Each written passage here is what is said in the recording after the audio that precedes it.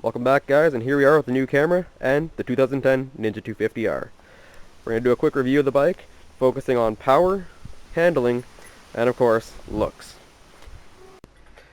Most people overlook the 2010 Ninja 250 because it is a 250, but at 375 pounds and 33 horsepower with a claimed top speed of 170 kilometers an hour, it's more than enough to lose your license and more than enough to keep you happy. So far, I pushed it up to about 120, 130, and even then it felt quite stable and had no problems maintaining speed and traffic.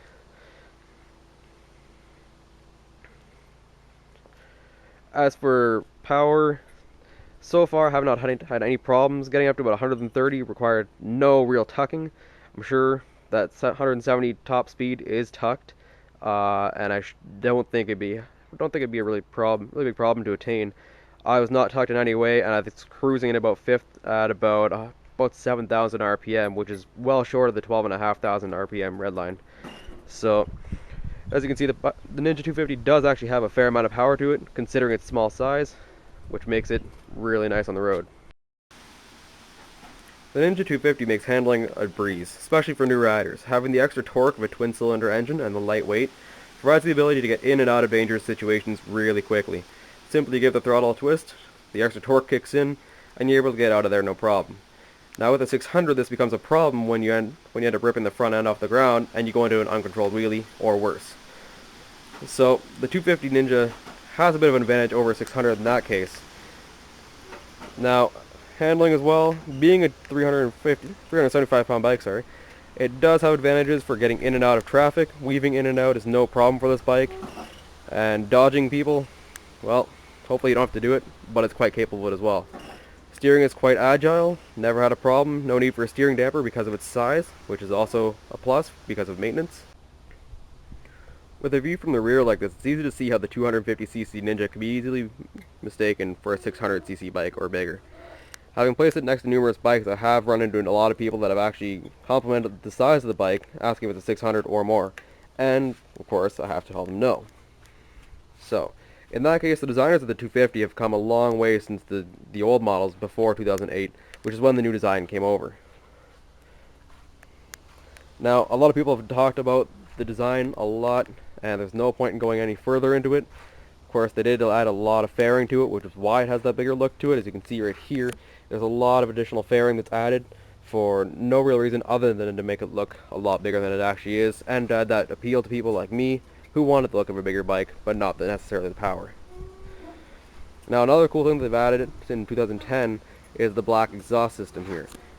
It is simply just a painted version of the 2008 and 2009 canisters that they had on there, but nonetheless, it still adds a nice little touch that most people will enjoy.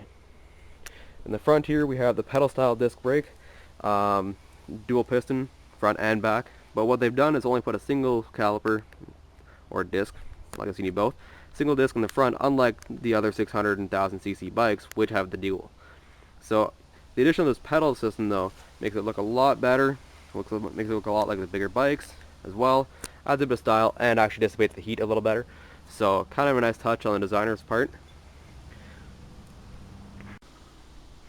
Now, most reviews I've seen online have all focused on the positives of the Ninja 250, and it's easy to see why. But at MGRV, we're going to focus on all the positives and negatives. Now, the one negative I have run into over the last little while is actually with the gas tank here.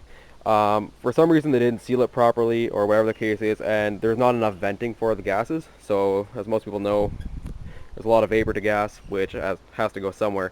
And in cars, it's not a problem, it does vent easily. But for some reason with the bike, it doesn't vent properly, and you end up getting a bit of a hissing or high-pitched kind of whine to the bike. It's not loud, but if you were to leave it in the garage, which is what I do, you'll go in there once in a while and you'll hear it kind of whining. And the only way to get rid of that sound is actually by opening the tank itself, which is just really simple. You kind of open it up here, and you put your key in, lift it up, and the pressure's gone and the sound goes away. So that's really the only negative side to the bike. Other than that, she's fine, and I'd really recommend it to anyone. There you have it, guys. There's the review of the 2010 Ninja 250 Special Edition. Again, other than the slight noise that comes from the gas tank, this bike has been nothing but a dream to own and dream to ride, and I'd highly recommend it to almost anyone to pick up, especially the new riders. You can't go wrong with this bike. There's absolutely nothing wrong with the bike other than a small simple thing that can be fixed just by opening the tank. Not really anything to complain about. Performance wise, it's perfect. Hope you enjoyed, guys, and we'll see you for the next review.